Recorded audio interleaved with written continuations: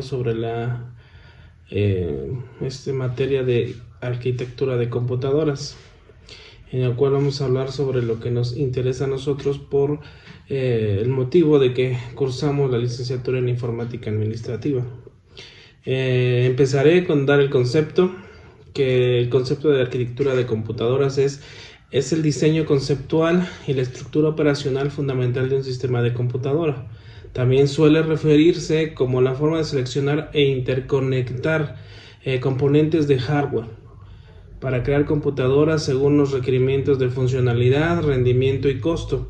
¿Esto qué quiere decir? Que es una materia en la cual nosotros veremos cuáles son los componentes del hardware, cuáles son las conexiones o interconexiones con el software, las interconexiones con las memorias y cuáles son las principales características de cada uno de estos. Entonces, en este caso veremos lo que dice esta materia, que el ordenador recibe y envía la información a través de los periféricos. Los periféricos son los buses. En este caso, mediante buses se descarga o transitan estas informaciones, estos datos, y por medio de estos canales de información podemos hacer que tengamos una interacción con la máquina y la máquina con el usuario o con nosotros.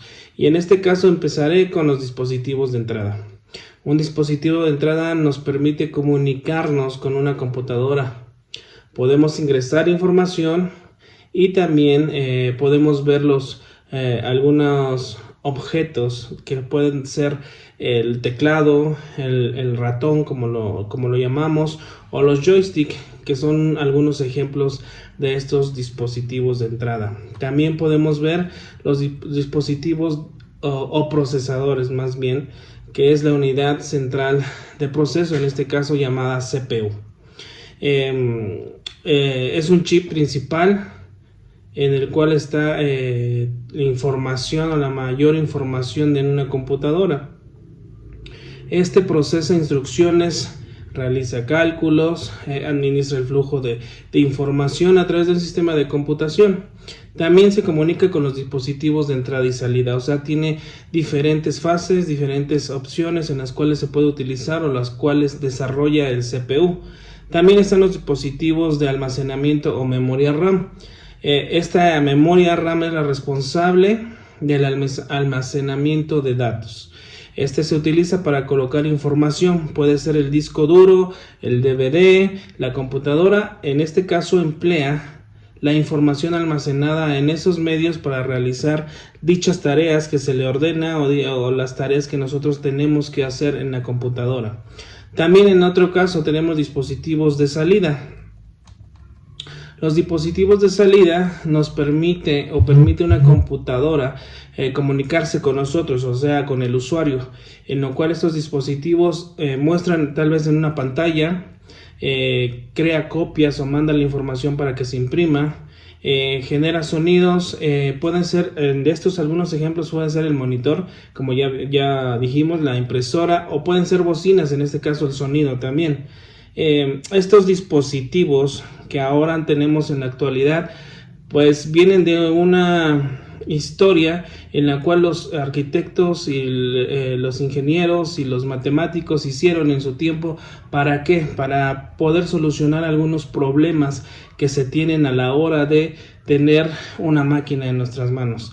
Entonces este científico que es más reconocido, el que tiene la importancia que es su arquitectura, se llama John von Neumann, que es de la arquitectura clásica y es de la que podemos nosotros ahora ocupar. Bueno, ya partiendo de esto, vamos a ver los procesadores, que es un RISC. Simplifica la complejidad. Su característica es simplificar la complejidad de los y las instrucciones, de todo lo que nosotros mandamos a la computadora. La información lo hace pequeña, lo traduce y lo reduce a un conjunto pequeño. De estos seguimos a los procesadores CISC, que es uno de los modelos de arquitectura de ordenadores que admite instrucciones amplias, o sea, genera más información, permitiendo operaciones complejas entre operadores entre el ordenador y según los registros que se tiene en la memoria. Bueno, después pasamos a lo que es una estructura o la estructura del CPU. Esta estructura del CPU, podemos decirlo así, es la unidad central de procesos.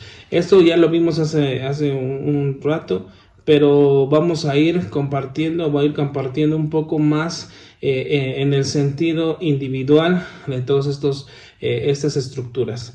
Bueno, la unidad central de procesos es un chip colocado en la memoria o tarjeta madre de la computadora. Es un chip llamado microprocesador sobre una pieza de plástico pequeña con patitas de metal que le permite conectarse a la tarjeta madre. Esto quiere decir, o sus características más importantes son, que es el cerebro de la computadora, el lugar donde se procesan todos los datos y se llevan a cabo todas las operaciones lógicas y de control que componen la computadora. Ahora, podemos decir que la unidad de control, que es lo que podemos hacer ahorita, dar la opción, el concepto de esto, es que maneja los diferentes componentes del sistema, así como los datos que se utilizan en los procesos. La unidad de control es un circuito digital que gobierna las operaciones, o sea, tiene el control de todo lo que entra y de todo lo que sale. Permite que la unidad lógica, la memoria y los periféricos como de entrada y de salida sepan cómo realizar la función y replicarlo según las órdenes que se les da por medio del usuario. Entonces, todo esto es encaminado a que tenga el control del flujo de entrada, salida, de todos los buses que en este caso se interconectan con el CPU y con la memoria RAM, con la memoria ROM, y en esto busca el código de operaciones de los programas y dirige otras unidades enviando las señales de temporización y de control. Ahora pasamos a la unidad aritmética lógica. Esta realiza diferentes operaciones. Estas operaciones son específicamente de cálculo. Es lo que funciona dentro de la computadora. Es un contador digital capaz de realizar las operaciones aritméticas en un tiempo muy reducido. Entonces podemos sumar, podemos restar, multiplicar y dividir, así como establece comparaciones lógicas a través de las condiciones sí y no. Entonces estos circuitos son relojes, son calculadoras, son circuitos en los cuales funciona a través de esta unidad aritmética lógica, y tenemos debemos ver que su característica es rendimiento y que es veloz a las utilidades y las funciones que nosotros le damos. Ahora tenemos la parte de registros. Cada registro es una unidad de memoria que permite almacenar temporalmente un dato o una información. Es lo que nosotros anclamos o lo que nosotros decimos a través de todo lo que podemos hablar, lo que podemos decir, y podemos entender que la computadora registra la información.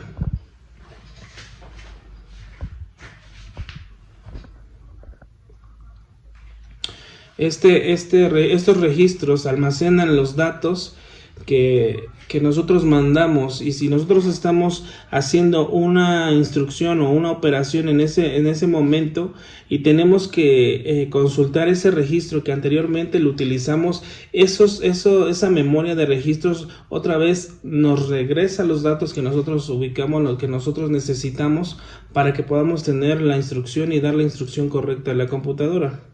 Ahora hay una unidad de control de buses. La unidad de control de buses son líneas de dirección. De hecho, los buses son líneas de dirección de datos y control. Controlan los procesos de transferencia de información. ¿Cómo puede ser esto? Es como si tuviéramos una carretera en la cual hubiera 8 o 9 carriles. Son los mismos lados o las mismas salidas que tiene la computadora para interconectar con el usuario, o que salga la información por medio de los periféricos. Entonces los buses son las líneas que se conectan para pues para dar salida o para dar entrada a toda la información que nosotros tenemos o que nosotros damos. Después de esto nos vamos al ciclo de instrucción. El ciclo de instrucción es el periodo que tarda la unidad central de procesos, o sea el CPU, que en ejecutar una instrucción del lenguaje máquina. Esto quiere decir que hay algunos pasos en los cuales nosotros nos tenemos que basar, y el primer paso es la búsqueda. Se toma el valor del contador de programas sobre el bus de direcciones. El CPU pasa la instrucción al MDR, después se pasa al CIR para que sea guardado y ejecutado. Después sigue la decodificación. La decodificación son las instrucciones que se interpretan y implementan la instrucción para dárselo a la memoria. Después sigue la ejecución. Es parte del registro de instrucción que son codificados por la unidad de control. Estas son enviadas a las unidades del CPU para realizar la operación que requiere la instrucción. Después de esto seguimos con el almacenamiento o al guardar los datos. El resultado generado por la operación es almacenado en la memoria principal o enviado a un dispositivo de salida. Esto quiere decir guardado en un disco duro o en una memoria USB, dependiendo de la instrucción. Después de aquí podemos ver el tema de la jerarquía de memoria. Es importante porque vemos los tipos de memorias y cómo resulta el procesador o CPU. La jerarquía de memoria es la organización piramidal de la memoria en niveles que tienen las computadoras. El objetivo es conseguir el rendimiento de una memoria de gran velocidad, el coste de una memoria de baja velocidad, basándose en el principio de cercanía de referencias.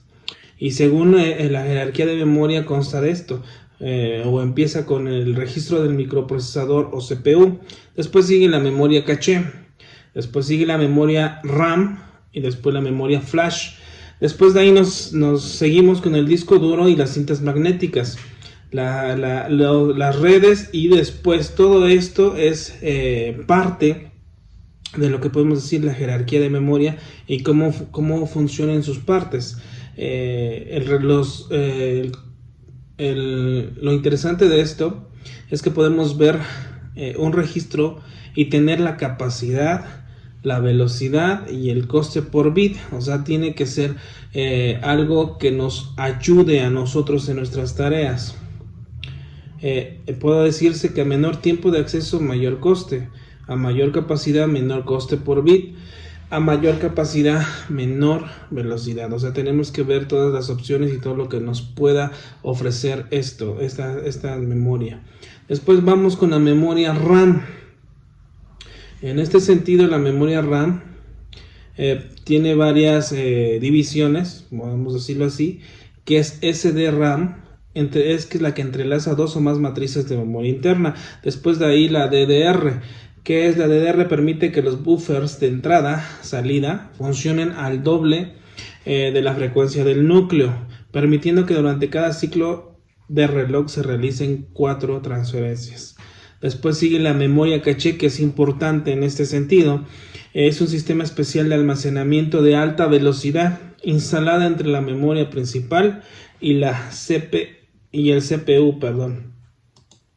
Bueno, de la memoria caché podemos decir un poquito más cosas.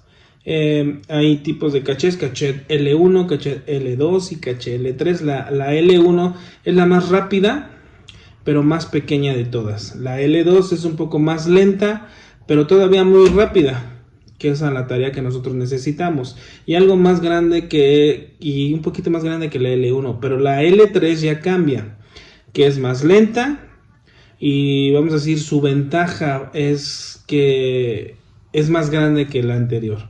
Entonces podemos decir que cada una tiene sus pros y sus contras. Entonces vemos que la memoria caché también es muy importante. En este caso podemos decir que dentro de la memoria RAM se identifica la memoria caché. Después seguimos con la memoria ROM. La memoria ROM es solo de lectura, o sea, no hay números, no hay operaciones que en las cuales podamos hacerlas en esa memoria. Solamente es lectura. No es volátil, no necesita energía, mantiene sus datos y programas permanentes. ¿Esto qué quiere decir? Que esta memoria ya la trae de fábrica. No necesita energía porque realmente se guarda cada vez que se apaga la computadora. Si no tuviera muchos desperfectos la computadora, la memoria ROM se tendría que reiniciar cada vez que nosotros prendamos la computadora, pero como ya viene dentro de las características de compra o de la fábrica, entonces podemos decir que la memoria ROM no es volátil, entonces lo guarda automáticamente cada vez que se cierra sesión y se apaga la computadora. En sus variables son la PROM, que es programable, transforma la información. Después la EPROM, programable, borrable de solo lectura. Y después la EEPROM, programable y borrable eléctricamente. De ahí nos saltamos a los temas de métodos de entrada y salida. Es la sincronización de CPU con el dispositivo. El procesador principal y los dispositivos de entrada-salida realizan distintas tareas y a velocidades muy diferentes. La transferencia de datos se realiza una vez que se ha conseguido la sincronización. Los modelos principales de entrada y salida es por sondeo o pooling. El CPU tiene el control absoluto de la operación de entrada-salida, inicia y lleva a cabo la transferencia. A grandes rasgos es esto. Después por interrupciones. Pueden ser enmascarables, no enmascarables, y las interrupciones es para enmascarables se puede dejar de atender por un software. Los no enmascarables son siempre atendidas. Hay una sola línea de interrupción, también hay una opción de varias líneas de interrupción y la línea de interrupción y aceptación, ¿sí? Después de esto podemos decir que es el otro modelo de entrada y salida es por DMA. Es un procesador controlador especializado en transferencias muy grandes, desde periféricos a memoria y viceversa. O sea, tiene las dos funciones de ida y vuelta. Después de esto podemos decir que tiene sus funciones, o las funciones que son que este elemento que proporciona un método de comunicación eficaz entre el sistema central y el periférico, que es su función. O sea, es el control y la temporización, la comunicación con el CPU, comunicación con dispositivos externos, o sea, con discos duros, memorias. Después también tenemos que es el almacén temporal de datos. O sea, también almacena algunos datos en los cuales nosotros podemos estar trabajando y podemos necesitar en algún momento dado. Y pues también tiene esa detección de errores. Bueno, de ahí nos saltamos a la interfaz hardware del CPU, en la cual podemos ver que tiene la unidad central.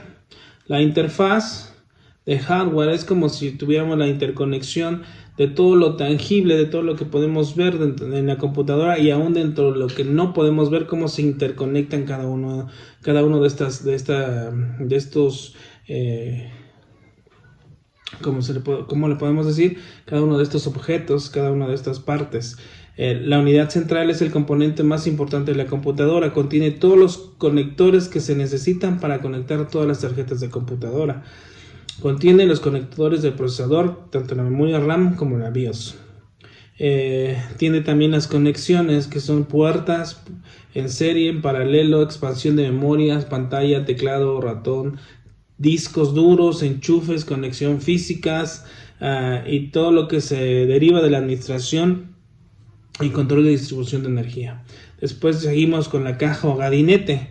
Es el cascarón, en este caso una computadora, vamos a decir, tradicional. Es el cascarón que protege toda la memoria y todos los dispositivos dentro del hardware. Entonces alberga los principales componentes del hardware. Dentro de él está una parte importante que es la fuente de poder. la cual transforma la corriente alterna o continua. Alberga las unidades ópticas, el disco duro, tarjetas de audio, tarjetas de gráficos, la tarjeta madre y el procesador. Después seguimos con los conectores de entrada y salida. ¿Cuáles son estos? Son los puertos USB, los puertos seriales, como se les puede decir, el conector LAN, conector VGA y conectores de audio. Después seguimos con un poco más de la memoria RAM, que también está dentro de esto, por eso lo podemos nombrar ahorita, que es la memoria de acceso aleatorio, memoria principal de la computadora. La información es transmitida de forma muy rápida porque fue diseñada justamente para esta finalidad. Seguimos con la memoria ROM, que ya vimos algunas de sus características, pero que es de solo lectura. Es de acceso directo secuencial, o sea, tiene una secuencia de lectura. De lectura los datos los introduce el fabricante, como ya lo habíamos dicho. Después seguimos con la BIOS, que es esto. BIOS es sistema básico de entrada y salida. Se encuentra continuamente alimentada por una pila, porque si la computadora se apaga se borraría y se tendría que configurar. Esta pila del ordenador alimenta también el reloj. Incorpora una memoria conocida como CMOS, que almacena todos los datos necesarios para el arranque del ordenador. O sea, eso ya viene de fábrica y eso es lo que ya se conecta con la BIOS, y que la BIOS tiene que tener energía para poder ser usada. Después seguimos con los buses, que es parte importante de la computadora, que es donde representa las rutas entre los componentes de la computadora. Como ya dijimos, puede ser como una carretera digital en la cual entran y salen los datos o se direccionan a los diferentes dispositivos que tiene la computadora. Tenemos bus de datos. Es el encargado de conectar el CPU, memoria RAM, con los otros dispositivos de hardware. El bus de dirección, que son las líneas que conectan elementos internos o del procesador con la memoria RAM. Y después seguimos con el bus de control. Es el encargado de conectar y de que viajen todas las señales de control en todo el sistema. Y ya por último, podemos ver los periféricos de entrada y salida. Estos periféricos son los que están alrededor de nuestro hardware o alrededor de nuestro sistema, en lo cual podemos decir que está el teclado, el micrófono, el escáner, el mouse, la cámara, el lápiz óptico, el joystick, el lector de código, las impresoras, tarjetas de video, tarjetas de audio, el monitor, los cuales nos ayudan a comunicarnos con la computadora.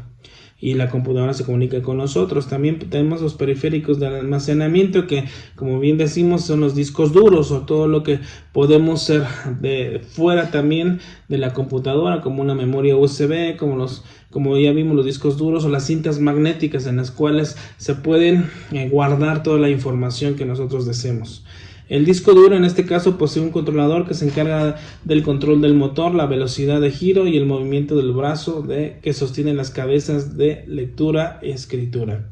También se encarga de comunicarse con la CPU del ordenador y dirigir las funciones de lectura y escritura. Y bueno, esto es parte de lo que nosotros entendimos, parte de lo que nosotros estudiamos en esta materia de arquitectura de computadoras. Y muchas gracias por su atención y buenas tardes.